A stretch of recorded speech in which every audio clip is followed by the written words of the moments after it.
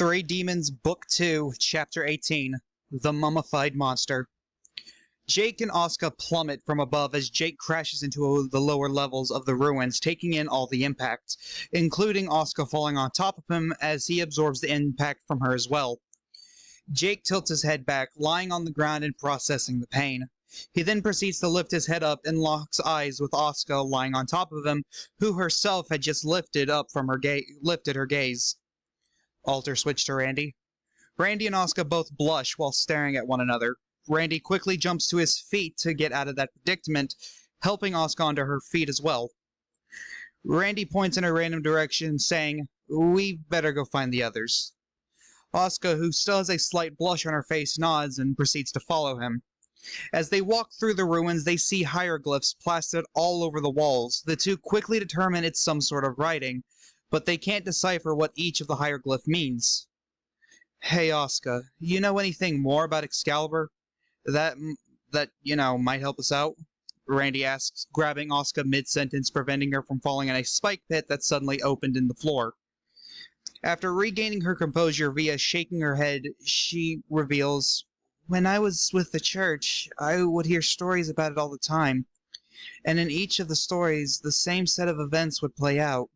Excalibur would come to those it feels is worthy of wielding its power, and anyone who were to find Excalibur on their own would never be able to harness its full power, and would typically find themselves in a brutal death." Great, so the holy weapon is both picky and petty. Makes you wonder why the church would spend so much time trying to harness its power if they'd never be able to use it to its full extent. Randy responds, seemingly unimpressed with how everything is unfolding. Suddenly, hissing could then be heard from the darkness in front of them. Randy puts his arm in front of Asuka out of pure instinct as he manifests Diablo with the other, readying himself for a potential fight. Then a man wearing very revealing clothing, that's similar to assless chaps and a skin-tight crop-top shirt, most of his body being covered in thick layering of bandages, especially the face he comes crawling to the pair. The man wearing these claws that scrape against the ruined floors as he crawls forward, creating a screeching noise.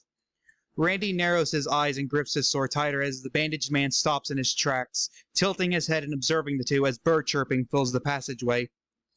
Suddenly, a small blue bird comes from the shadows and transforms into a more womanly figure as she lands in between the bandaged-up man and Randy and Asuka, catching the two off guard. "I do apologize for Valak here. He gets really curious on the rare occasions we get visitors." The woman, donned with light blue hair, rosy cheeks, a warm smile, violet eyes, a small yet mature figure with her arms and shoulders adorned with icy blue feathered wings, as she wears a sleeveless gray halter top and a gray skirt with the same hieroglyphics from the walls plastered onto it, with black leggings underneath the skirt. "What the hell are you?" Randy asked, not really knowing what's going on in these ruins anymore as he adjourns a blank facial expression. "It's obviously a fucking bird, Randy. Didn't you learn anything in school?" Joseph mockingly answers. "Moron! Birds don't naturally turn humanoid whenever they feel like it." Jake slams his fist into the back of Joseph's head as he berates him for his answer. Why the fuck did you hit me for?" Joseph loudly complains, holding the back of his head in pain. The bird-like woman smirks at Randy's question. "Well, I'm a harpy, and I'm also Valak's guardian. I protect him and make sure he stays on the correct path." Randy, still donning a blank expression, just tilts his head in confusion, still not understanding everything that is going on, causing Asuka to speak up. She steps forward, the tone of her voice mixed with hints of both curiosity and caution. "So you're a harpy, as well as his guardian. Then why are the both of you here in these ruins, Miss—" The harpy's head perked up in realization. "My apologies. My name is Yanel. But the answer to that question—" She paused, her cheery demeanor turning into a worrying expression as she looked back at Valak, who was sitting on his knees, tilting his head and looking back at her. She continued, "Valak can't leave these ruins. I suggest we find a safer place to talk. You'll never know when another trap will be set off." Randy jolts from realization. "Are you fucking kidding me? The traps have been random this whole time. Who designs a place like that?" Jake screams out as Joseph laughs hysterically. As the group moved deeper into the ruins, Valak, the bandaged man trail behind, his gaze shifting between the newcomers with a mix of curiosity and something darking lurking beneath. Joseph, who had been silent until now, finally spoke up with a hint of irritation. "So we're just going to trust this bird lady and her bandaged friend. Are we forgetting that we were just falling through a pit literally a few moments ago?" Randy chimes in the subconscious. "Considering we currently aren't falling in a pit, I don't think it matters." "It does matter!" Joseph screams out of frustration. The group suddenly find themselves in a secluded small chamber filled with clay-molded furniture. Everything from beds to tables are seen inside. Yanel turns to Randy and Asuka. "If you wouldn't mind, the answer to your question is a bit lengthy." Asuka smiles and nods back at Yanel. "I promise, it's absolutely not a problem." Yanel smiled back at her as she continued her answer. "Valak isn't his real name. I'm honestly not sure what his real name is, actually." Randy then chimes in, sounding a bit rude and by accident. "So you're his guardian, you don't know what his real identity is. Weren't you supposed to be watching over him during his life?" "If I were an angel guardian, I would, but I'm not. I'm more akin to a familiar spirit. I come into the life of those who are struggling." "But Valak is hundreds of years old himself. He was cursed by Excalibur's power.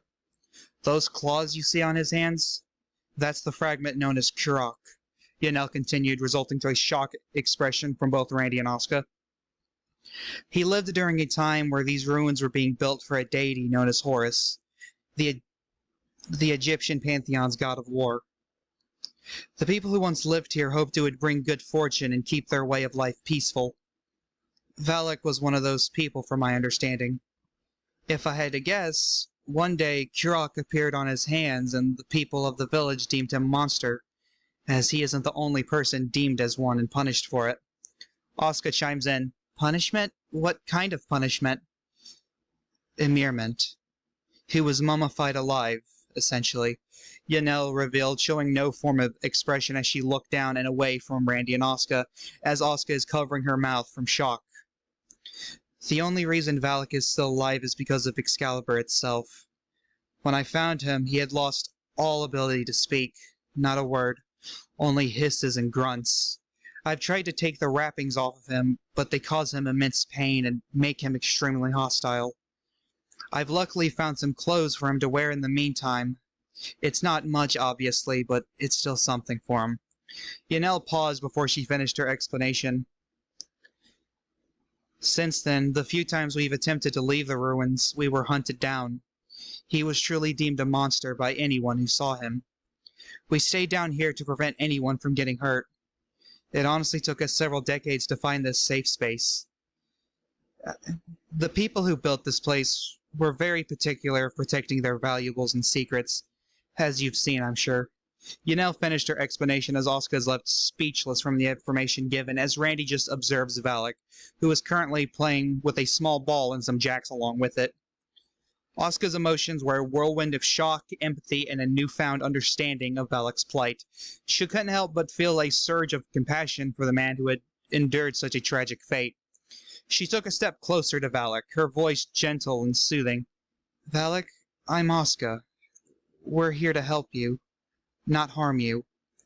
Randy looked on as Valak looked up from his makeshift game, his eyes locking onto Asuka's with a mixture of curiosity and wariness. His bandaged face only a fraction of his emotions showed, yet there was a glimmer of something in his gaze that suggested a longing for connection. Randy, too, was processing the gravity of the situation.